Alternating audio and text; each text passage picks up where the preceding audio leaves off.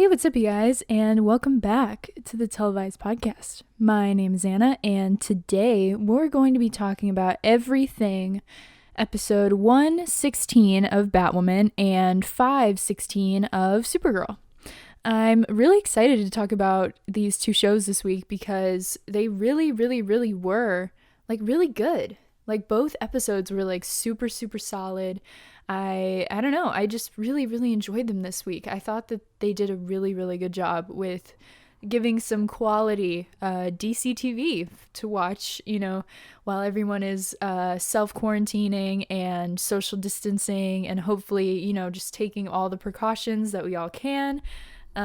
Just like I said last week, I hope everyone's safe. I hope everyone, is partaking in social distancing as much as you can.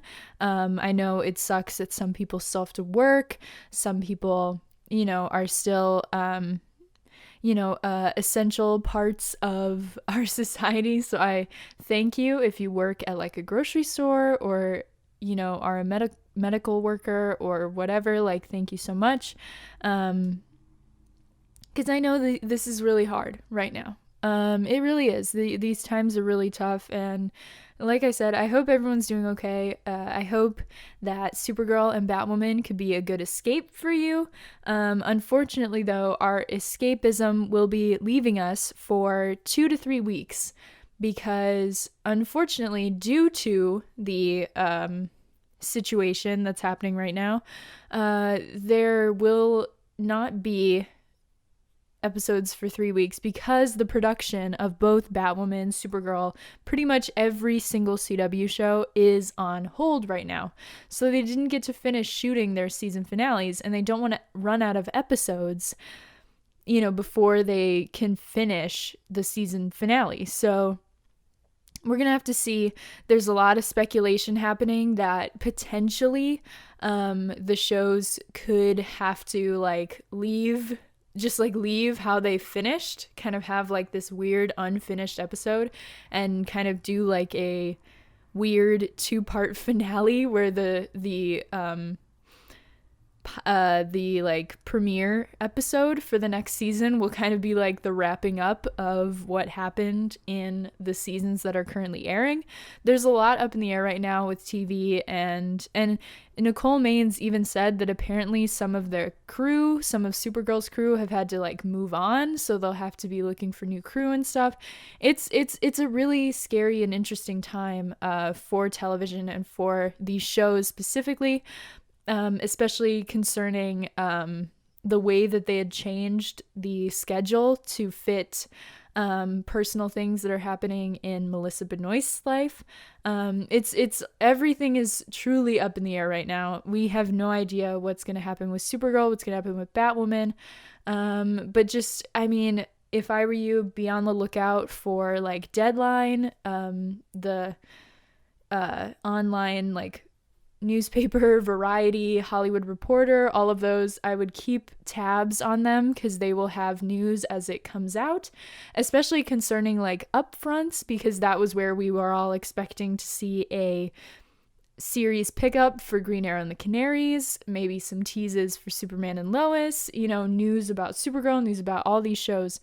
And so, it's really interesting, and it'll be really interesting to see how all of this stuff gets handled. So I would expect a virtual kind of upfronts where CW will announce a bunch of stuff, but maybe we won't even have that because they don't want to announce anything while everything is so up in the air. But we'll see. Hoping for the best for everybody, because really, TV is not exactly what matters right now. There are real lives at stake, so please keep your distance from people. Do not leave the house unless you very need to. Go, you could go to the store, go for a walk, do whatever, but just keep your distance from people, because even if you feel good, you could be spreading the virus to others and to at-risk people, unfortunately. So just stay safe out there, guys. I hope you're hanging in there. I know this is tough. I know this is hard, but we can get through this. Rewatch a show, watch a new show, binge something on Netflix. I actually did a whole episode about my favorites of the decade and my favorites of 2019. If you want to check out that episode, you can get some recommendations from me for what you should watch during your quarantine. I mean, Booksmart's on Hulu if you haven't watched Booksmart. Lucifer is incredible. There's 4 seasons of Lucifer on Netflix. Just so many really good shows. So hope you're hanging in there, and let's get into Batwoman. Now, Batwoman this episode was interesting. It was a really solid episode. It was probably, honestly, one of my favorites of the season.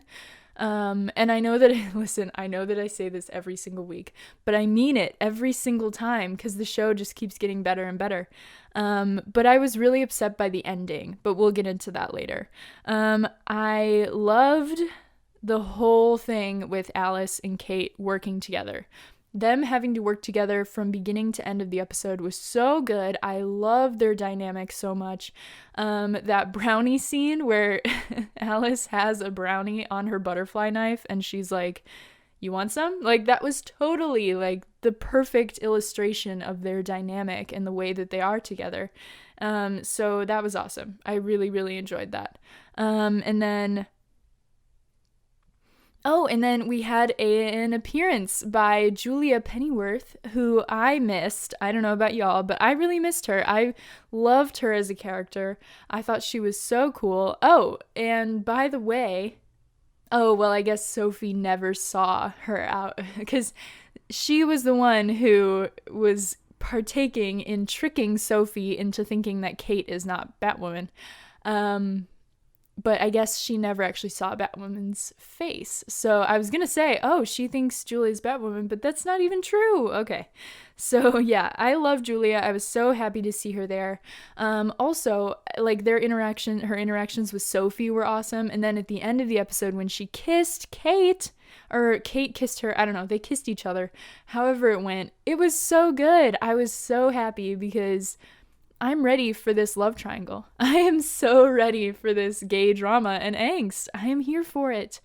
And even if I'm not Kate's number 1 fan right now, she definitely needs a distraction of some kind. So both of her ex-girlfriends, she's pining after both of her ex-girlfriends. So it's going to be really interesting. But I really enjoyed all of her scenes. Julia's amazing.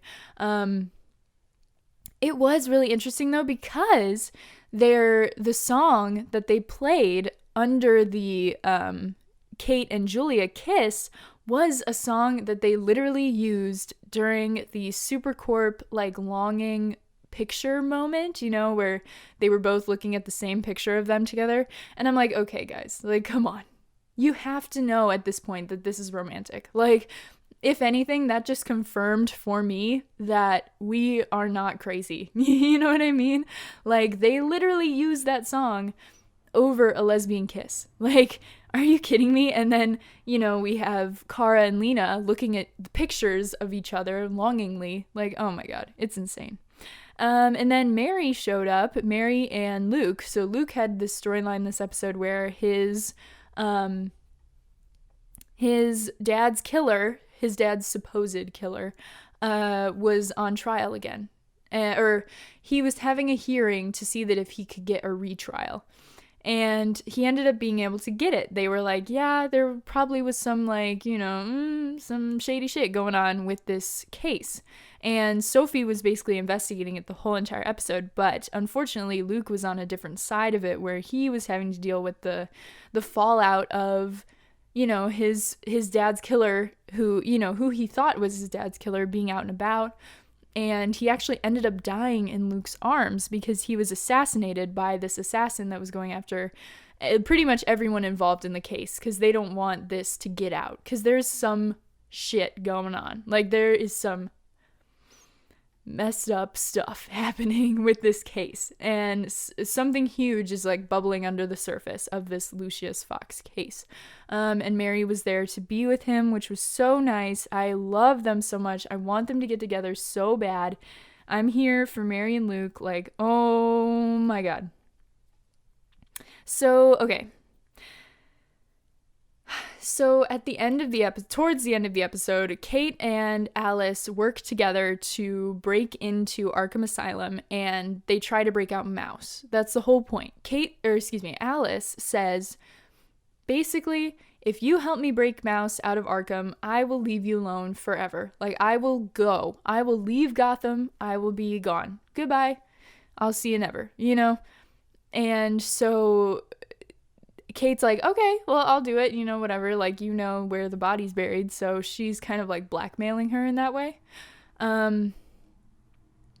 But so they go and they make a good team inside the Arkham Asylum, inside the asylum. They make such a good team and they work together and they get to Mouse's cell and Kate locks Alice into the cell. Now, this made me so mad because, well, first and foremost, I'm an Alice apologist. That's just who I am as a person. I'm an Alice apologist, like, before anything else, truly.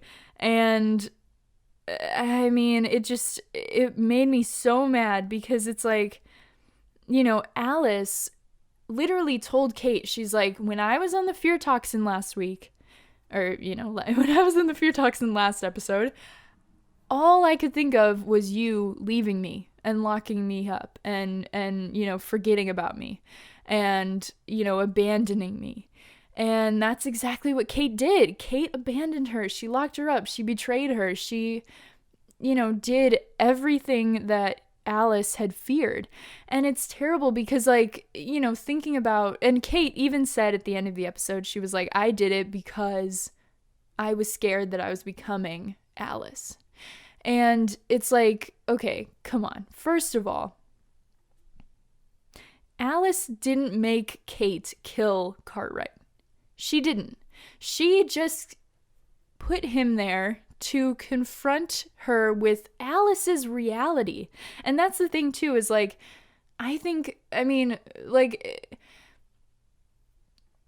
if just one little part of Alice's gruesome story is enough to make Kate snap and kill someone, then you know that Alice has had it rough, you know? And so she doesn't deserve more than what she has already been through. And like, Kate blaming Alice for what was already inside of her because Alice wasn't even there. The thing is that Kate made the choice to kill Cartwright of kind of her own volition. It's not like Cartwright made up the whole thing about their mom's head and the earrings. Like, Kate reacted, and that was her organic reaction. So it just, like, it's not fair, really, of Kate. Like, yes, Alice did that with that purpose, but it proves that Alice knows Kate and who Kate is on the inside, and that, yes, Kate and Alice are not all that different. And so that's the thing, that it's like, Kate, why are you blaming Alice for your own insecurities and your own internal turmoil over your own actions? And so, like, she literally said, like, the only reason I locked her up is because I was scared that I was becoming her. And it's like, what? Because in the end, like, she told Kate all of the messed up stuff that they did to Mouse in there. So really, once Alice inevitably makes her way out of Arkham, because apparently it's like super easy to break out of there and to break in, I guess, you know, once Alice inevitably makes her way out, she's gonna be even more twisted and delusional and messed up than before if they're gonna torture her. And that's what Kate doesn't understand, because she just kind of put all of Gotham in greater danger than than they were even in before. And I mean, the thing is that, like, Alice is just a victim of so much trauma that it's so ridiculous to see Kate react the way that she did. You know, it just didn't make any sense to me. And I don't know. I was just really, really, really, really mad about that. And I don't like Kate. Like right now, I just don't like Kate. I'm like, Jesus Christ, Kate, like, you leave your own sister, like, you abandoned her, like, and it's not Alice's fault that you couldn't find her. Like, it's not Alice's fault that you couldn't save her from the crash, you know? And I don't know. But all I know is that I'm mad at Kate Kane, and Alice didn't deserve it, and I'm really sad about Alice. Also, I'm starting, no, I feel like I should start an Emmy campaign for Rachel Skarsten right now, because she is continually, every single week, pulling the best performances out of any CW show at all. Like, period. She is stepping up her game somehow every single week. Like, she gets better and better and better. It's insane. And I mean, you know, thinking about like other CW shows, the only performance that I think was even comparable to Rachel Skarsten's performance this week was Kennedy McMahon's performance from the most recent episode of Nancy Drew, where she learned that, well, this is like Nancy Drew spoilers, but she learned something really, really not good, and she gave this amazing, amazing performance in the kitchen with her dad. So that's like literally the only performance that I can like think of that comes to mind of recent memory. I mean, besides like Katie and Melissa's incredible work from last, you know, from 5A, but like of this like second half, like this spring season, that like Rachel Skarsten kills it every single time, and it's insane.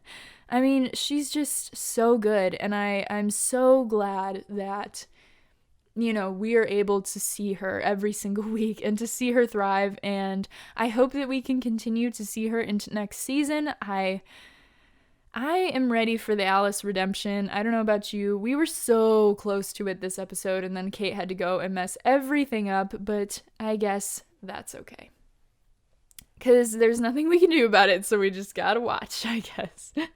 But anyway, so I'm really excited, though, for what's to come with Batwoman. I'm really excited for Alice to kind of get her revenge, because she was wronged pretty damn bad. And then, you know, Kate... We'll see what happens with Kate, especially concerning Kate, Julia, and Sophie. I'm really curious to see where that's going to go. So yeah, that was Batwoman for this week. It was a bit longer of a rant for Batwoman this time, I think. But I hope you enjoyed. Batwoman is just so good. Like, it's such a good show. If you're not watching it yet, like, what are you doing? I mean, even most of the people on my Twitter timeline who like were not on board with Ruby Rose and stuff, like even them, like even they're watching. So like, what are you doing? Like, and Ruby's great. She has really, really stepped up her game, especially like, I mean, having to act in any scene with Rachel Skarsten has to be really intimidating. And, you know, Ruby has really like stepped it up to be able to kind of match, and you know, she's not there, but I'm not starting an Emmy campaign for Ruby Rose or anything, but she's definitely doing a really, really good job, and you could see her growth over the course of the season, so that's really cool. Let's talk about Supergirl episode 5/16. It was called Alex in Wonderland. It was really, really good. It was awesome. And right off the bat, I just want to say that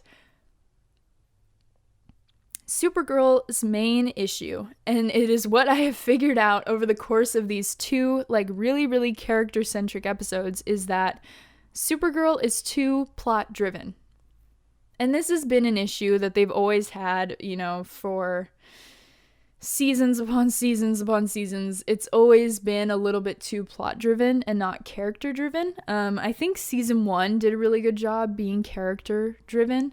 And even, I mean, a little bit season 4, kind of, but like, even then it was a lot of like plot stuff, but especially like season 2 and season 3 were like super duper duper duper plot driven.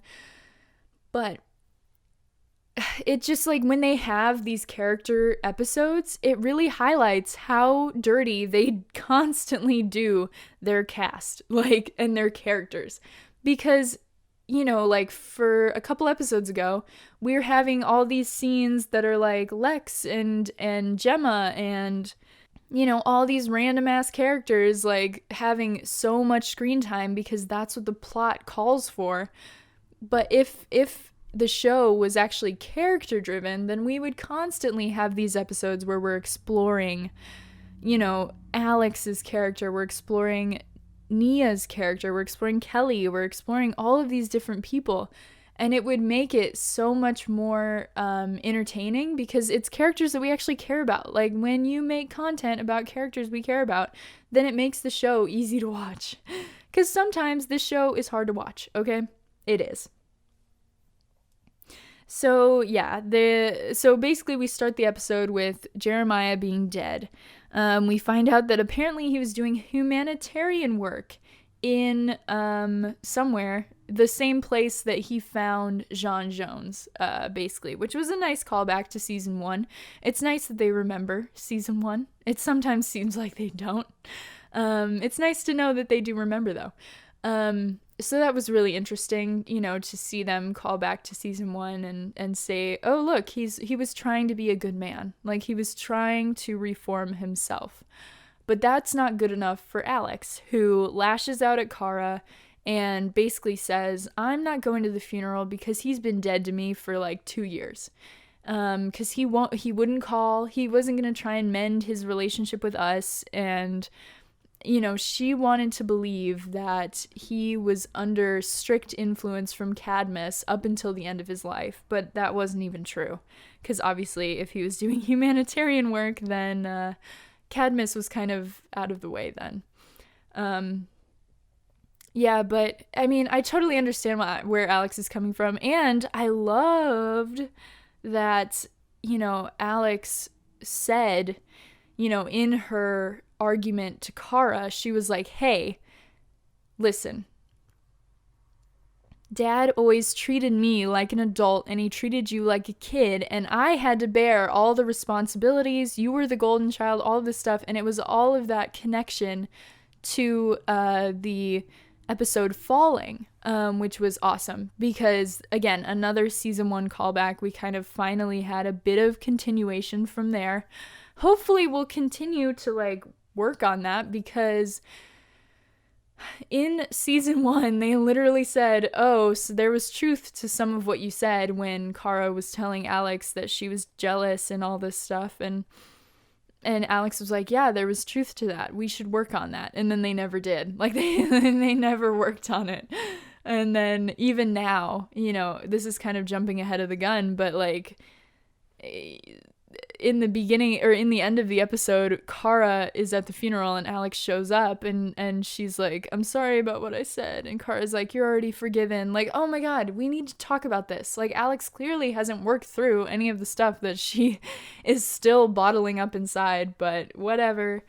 Anyway, so Alex decides to push Kelly away. She pushes Kara away. She pushes John away. She's like, just get out. I need to grieve right now. I need to be angry and I need to drink. And I think we need to address Alex's drinking problem as well, because she was drinking wine straight from the bottle.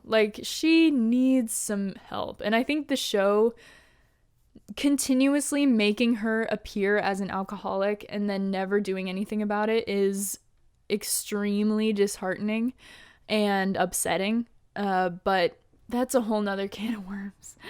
We've already opened so many cans of worms and we haven't even gotten to any of the main plot of this episode. Anyway, so Alex goes into the VR world and she becomes SuperAlex. She's got a black wig instead of a blonde haircut.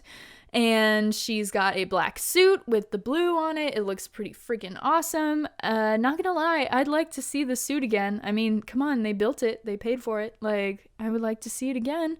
Maybe not with the symbol, because a lot of people were kind of like, if Alex were to keep it, they should remove the symbol just because it feels like House of L should wear it. But I don't know. I'm not too mad about it. Maybe... I don't know. I kind of like it.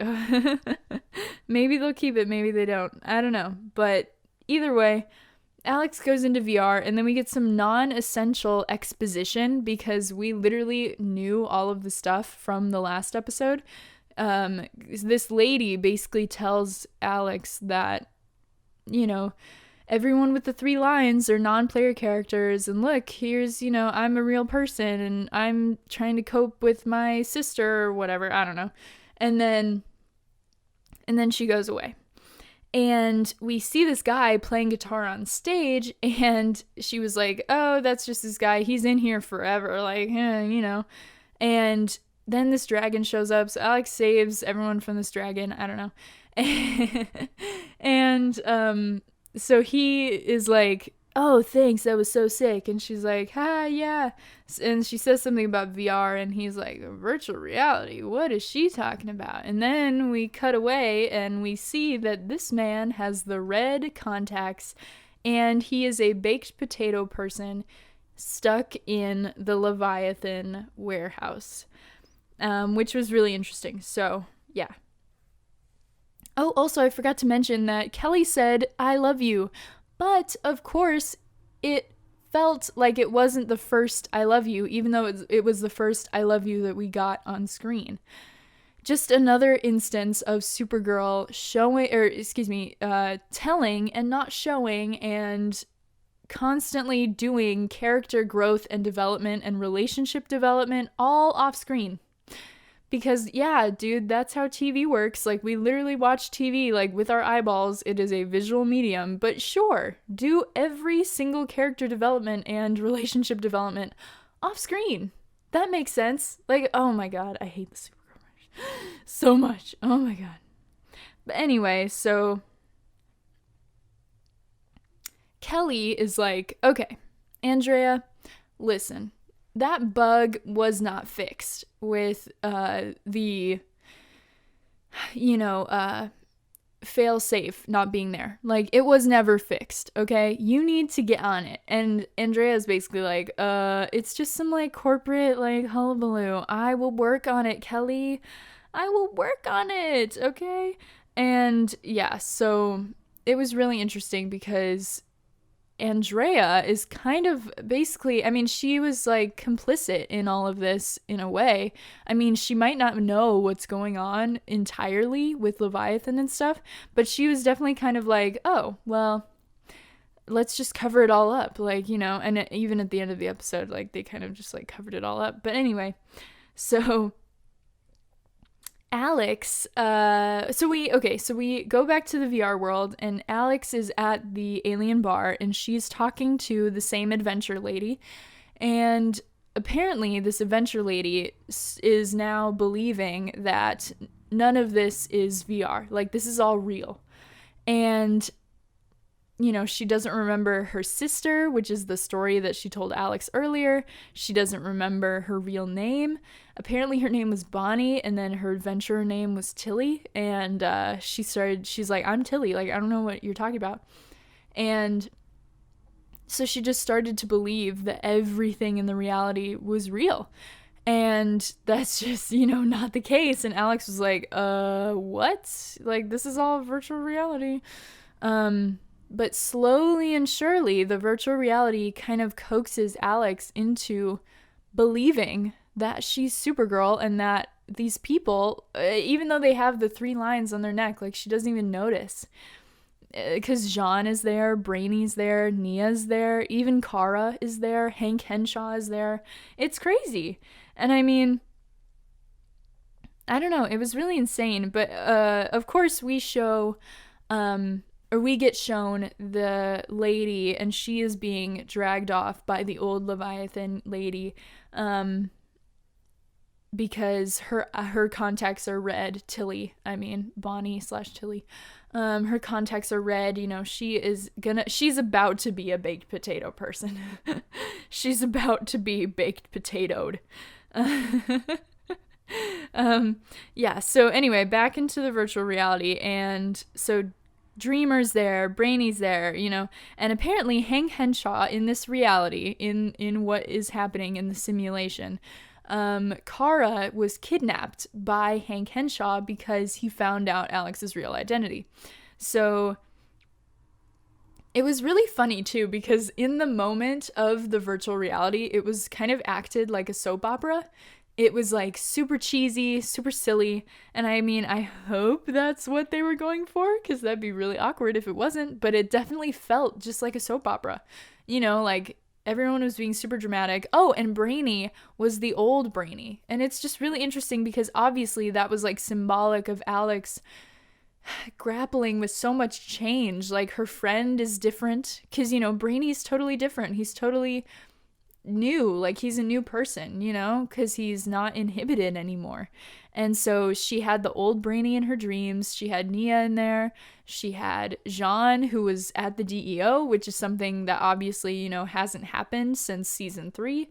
And she was at the DEO, and it was just really interesting to see that that was kind of how Alex's brain was like compartmentalizing everything. Like, she did not want to deal with all of this change so fast, and then with everything on top of it.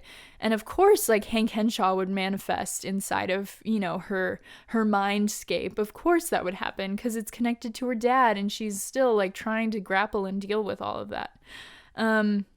They end up getting Kara back, and there's some really cool fight scenes with Alex being SuperAlex. She fights Hank Henshaw, and she takes him in to the DEO. And then they go to the bar to celebrate. And you can tell that Alex is really in it now. Like, she believes that she is Supergirl. And it was just like really interesting. Because then there was this moment where Alex believed, like, there was this woman in VR who was wearing the Supergirl suit. It totally looked like the one that they probably gave to Katie Lotz on Legends.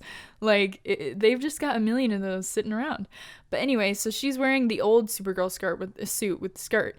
And she comes up to Alex at the bar, and she's like, "Hey, Supergirl." And, you know, then she uses freeze breath. And Alex is like, "What? Like, how can you do that? Like, you know, I'm supposed to be one of the only Kryptonians left on this damn place." And so then Brainy and Jean come up, and they're like, "Oh, it must be kryptonite poisoning." Like, it's so interesting how Leviathan has molded the VR to manipulate you to the point where it is so adaptive that it can make up excuses for anything. Literally anything. It is so crazy. And especially because then Alex is like, "No, none of this is real. I'm gonna go." And so she wakes up in her apartment, and, you know, we are like, "Oh, phew, like, Alex woke up. That's so awesome."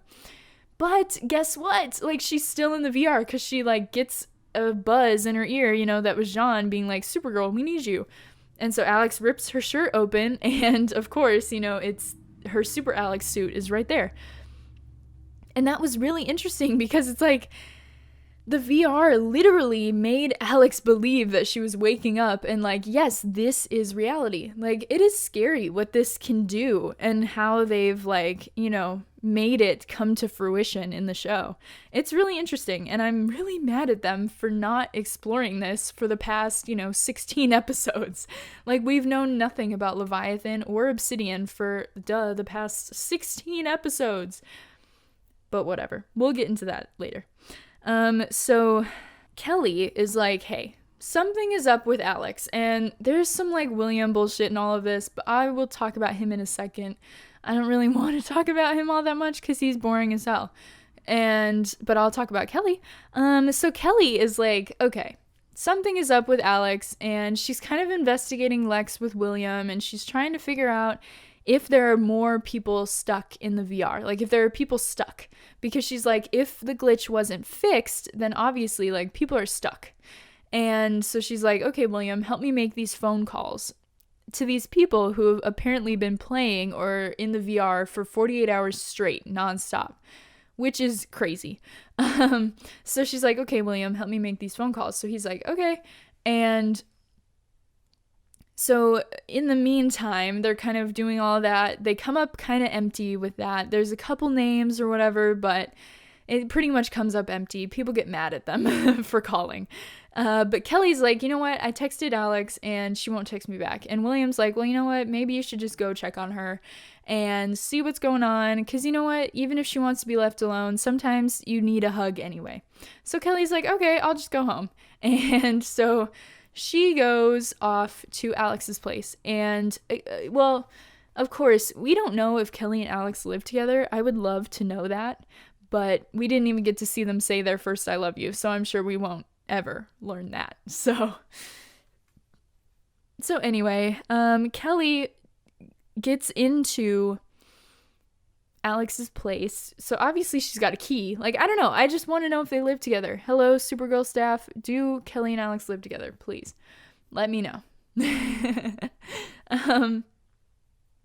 So Kelly comes to save Alex, and she's trying everything. She did a shot of adrenaline. Apparently that's supposed to shake you out of it, which is funny that both Batwoman and Supergirl had things involving shots of adrenaline, because, you know, the fear toxin, you had to put a shot of adrenaline in him, which was interesting. Anyway, so she did that. It did not work at all, and then she tried as everything. She even tried going into the VR to get Alex out, but the way that the VR found a way to explain everything was so insane, because they were like, Psy is on the loose. And of course, like, it wasn't Yale Groveglass who plays Psy, because she was giving birth around that same time, so she couldn't show up. But it was the back of Psy's head. It was someone in a blonde wig. But they were like, Psy is like, you know, messing with everybody, making them think that their reality is warped. And so that was like the explanation. And so Kelly shows up and she's like, Alex, none of this is real. Please, for the love of God, say end simulation. Like, you need to get out of VR. And Alex is like, guys, you need to take Kelly to the med bay. Like, Psy's influence is still messing with her. So that was really interesting. So Kelly leaves the VR and she calls Andrea and she's like, listen, something is wrong. Like, this is not right. Her contacts are red. You know, this is terrible. This is clearly not right. Like, we need to fix it now. But I need to get Alex out first. So Andrea's like, okay, you need to give her something in the virtual reality. You need to send her something that will be undeniable. Like, that she cannot explain away. Like, you have to find something. And so Andrea's like, I will take care of it. You help Alex. So Kelly decides to send young Alex into virtual reality. And I was so happy to see young Alex. The actress Olivia Kane, who is amazing. I just love, it was the perfect casting. Like, even when they're standing right next to each other, you're like, yeah, I totally believe that is like young and now Alex, you know? And she's so good at acting. She really kind of brings Alex to the surface. I want another Midvale episode so bad. You all have no idea. Like, please get Olivia Kane and Isabella Vidovic, whatever. Get them together again and get them in the same room, because they're so good. And I was kind of sad that we didn't see young Kara, because, like I said, I just love him so much. But seeing young Alex was amazing. So, young Alex was this bank robber, and she was like, Alex, I'm you. Come with me. I need to show you something. So then, basically, young Alex shows Alex that their dad is dead, like, officially. She's like, look, this is not real. He's gone and dead. And I know you're upset, but his choice, like, his life was a result of his choices, not ours. And then all of a sudden the super friends show up and they're like, Alex, that's like an imposter. Like, get away from that girl. And then even Eliza shows up and she's got a gun. Like, they gave Eliza a gun. But Alex finally wakes up. And so she wakes up, takes contacts out. She's like, oh my God, like, what? And she's like, you know, telling Kelly, she's like, I'm so sorry. Like, I just had bottled that up for so long and I should not have been mean to you. And she was like, I love you too. And of course, again, it didn't feel like a revelation. It felt like they said it a million times before. But anyway, dance in Endgame. Ha ha ha, yeah. So anyway, then we cut away to William. Before that, Danson decides that they need to go to Midvale to attend the funeral. So that's good. Alex, you know, can come around and be like, okay, I've decided what I need to do, you know? And, but yeah, so then we go to William, which is kind of annoying as hell because he's the one who's investigating Lex and, you know, Leviathan. And so he comes across this warehouse because apparently he has this contact or something. I don't know. I wasn't paying that much attention because he's so boring. And I don't care. That's, again, it's the thing. It's like, I don't care. I'm not going to pay attention to these scenes with these characters that I don't care about. That's the thing. Like, I paid so close attention to everything with Alex, everything with Kelly. Like, even Andrea is more interesting than William, but I'm also not super invested in Andrea either. But, like, you know, Kara, Nia, all of these characters that we care about, like, yeah, I'm gonna pay attention. I really care about all of that stuff. But not William. And hardly Andrea, you know, and like not Lex and not Gemma and not all of these other dumbass characters that they introduce who are all somehow more important to the plot than their main cast, which is so stupid. Like, how can you have all of these guest stars, all of these side characters be more important and more relevant inside of your plot than your main characters? Like, what are they there for? Decoration? Like, I am so pissed about all of that. But yeah, so like William, he shows up at this warehouse, and so the old Leviathan lady's there with all the baked potato people, and she puts on this like cloaking device or whatever, and it cloaks the whole entire thing. And I know that scene was supposed to be like, oh no, like, is William gonna get caught? Because he comes basically nose to nose with the old Leviathan lady, and he doesn't see it, but we do. And that scene was supposed to be like, oh shoot, like, oh no, he's gonna get caught. Like, is he gonna get caught? Like, you're supposed to be like scared or like feeling anxiety or anticipation or whatever.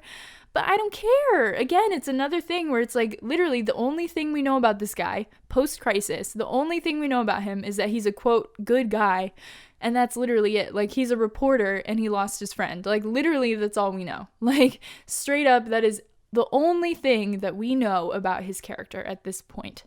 And they want me to care if he gets taken by Leviathan. Like, I don't care. I just don't.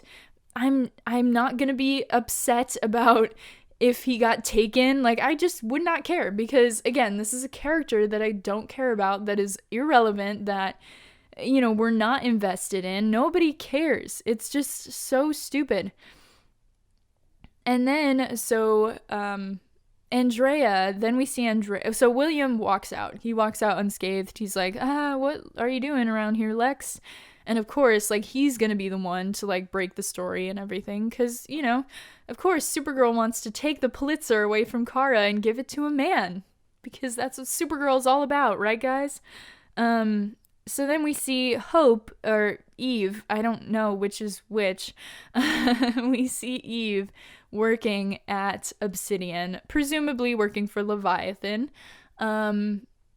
but I'm mad because they spoiled that in the promo pictures. Like, why would they spoil that? That was so stupid. Like, that could have been like the gag of the century, to be like, Eve, what are you doing there? But like, we knew that she was coming. But anyway, like, God, Supergirl just can't do anything right. But yeah, so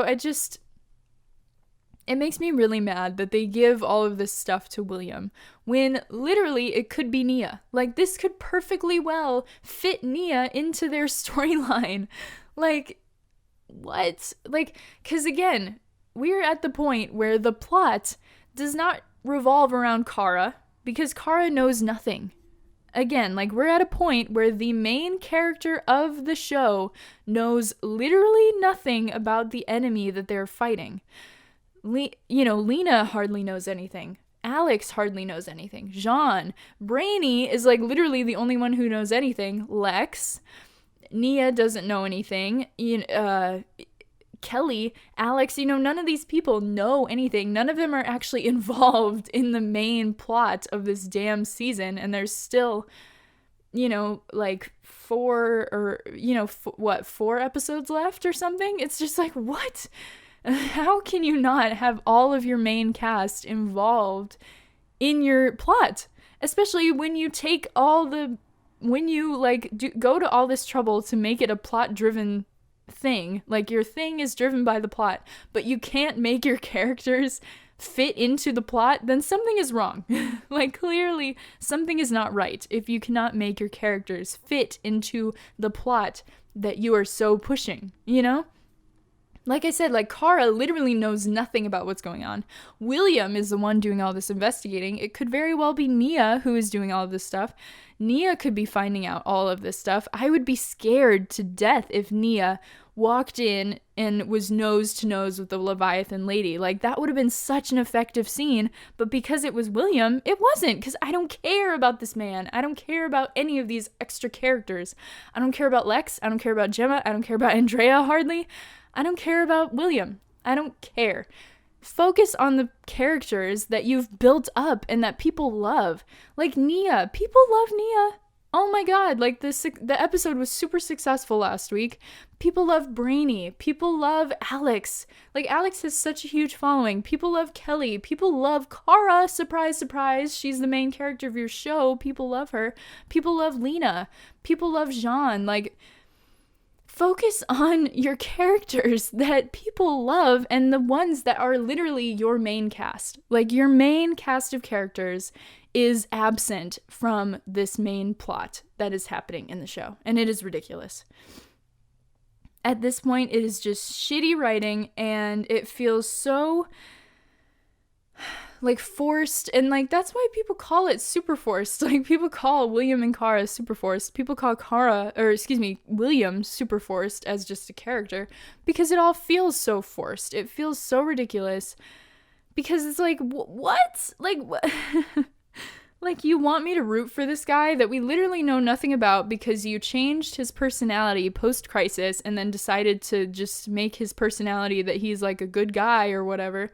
Like, give him a hobby. Give him a, like, personality trait. Like, please, for the love of God, besides just, like, I'm a good guy. Like, I get coffee. I don't know.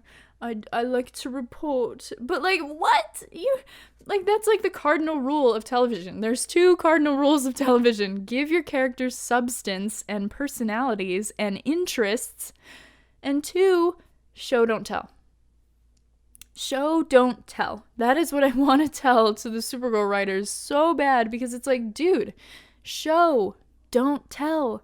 Do not tell me that William's a good guy, or do not tell me all of this stuff that they've built up off screen. Like, just show me what you're doing. And like, I talked about this last week, I think, or the week before, whenever. I ranted about it before, but it just made me so mad. Like, again, last night, like, oh my god. Anyway, so then we end the episode with Eliza giving Jeremiah's eulogy, or like speech at his funeral, saying that he was a good father, all that stuff. And so Kelly and Alex walk in, and Alex goes to sit by Kara in the front, and Alex says, like, I'm sorry about all the stuff that I said, and Kara's like, it's already forgiven, whatever. But like, no, we need to talk about it.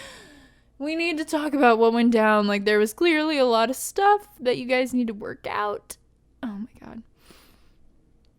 And then John was at the funeral, Brainy, Nia, Kelly, they were all at Jeremiah's funeral. So that was really nice. I was really happy that William wasn't there, because I was really afraid that they would just try to shove William at the funeral too. Like, and I mean, people were saying that Lena should have been at the funeral, but I don't think so. I mean, honestly, I really don't think so. And like, that didn't need to happen, but it would have been interesting if she had been in the VR world. That would have been cool, to see how they would have used Lena. I would have liked Lena to have been the villain in the VR world, just because it would go along with Alex's current beliefs about Lena anyway. So I think that was kind of a missed opportunity, especially like to bring back Sai, when you could have easily said that Lena was doing her non-no-cherry mind control stuff. Like, that could have been so cool, but you know, whatever. Supergirl writers are perfection when it comes to not doing cool stuff. So I think that's it for this episode of Supergirl. We did not get a promo. We didn't get a promo for Batwoman either, even though we know like the synopses for the next coming episodes. I don't know the Batwoman one off the top of my head, but the next Supergirl episode is Melissa's directing debut, which will be really cool. It's called Do Lex Machina. It is a play on the movie Ex Machina. Yeah. You know, with Alicia Vikander. that movie about AI and stuff like that. That'll be really interesting to see, because Melissa even said at Comic-Con that she wanted desperately to do a Luther's episode, so she gets to do it. And Lillian will be there, Lena, Lex, everybody. It'll be really cool. I'm really excited for it. Hopefully it's good. Congrats to Melissa on her directing debut. That will happen hopefully in 3 weeks. We'll see, though. Because, you know, I don't know, they'll definitely have to space out the rest of these episodes, which is, of course, super unfortunate because we're all bored at home. But like I said, you can rewatch Supergirl, you can rewatch Batwoman, you can catch up with Batwoman if you're not, because all the episodes are for free on the CW app. If you live in America, I don't know about the rest of the world. I don't know if you guys have the CW app or you have access to it. And then... yeah, I mean, I hope you guys stay safe. That's really the main thing. Stay safe out there. Stay self-quarantining. Stay social distancing. All that stuff. And I will see you guys. I will see you. Okay, so we're going to have 3 weeks without Supergirl, so I will definitely see you before then, because I am going to do a deep dive episode. I'm going to either do one about my issues and like my love-hate relationship with Legends of Tomorrow, which I feel like would definitely not be well received. But, or I'm going to do the Elizabeth Banks one that I talked about, which would be really cool, because I kind of want to talk about Elizabeth Banks, put in, you know, the reactions that people had to Charlie's Angels, and also Birds of Prey, because those two movies, you know, were really kind of set up the same way in that people were like, oh, it's like a feminist girl movie, like, you know, like, I'm not gonna go see it, I'm a dude, I don't need to watch the feminist girl movie. Like, that's exactly what both of those movies kind of had on their shoulders. So I would like to talk about that, especially because Elizabeth Banks made quite a few interesting comments, especially about like Captain Marvel and Wonder Woman, which I think were kind of proven by what happened with Birds of Prey. So yeah, I'm definitely gonna do a deep dive episode during this hiatus. I'm not entirely sure when, because I still have schoolwork to do, but I will see you soon with a deep dive episode. And you can like, subscribe, share, whatever, leave me a comment, tweet me at Televised Pod, let me know what you think. You can leave a review on iTunes, you can rate me, you can follow on Spotify, whatever, share, you know, do whatever you want. I hope you enjoyed this episode. I hope you enjoyed the 2 episodes of DC TV, and I will see you guys next time. Bye.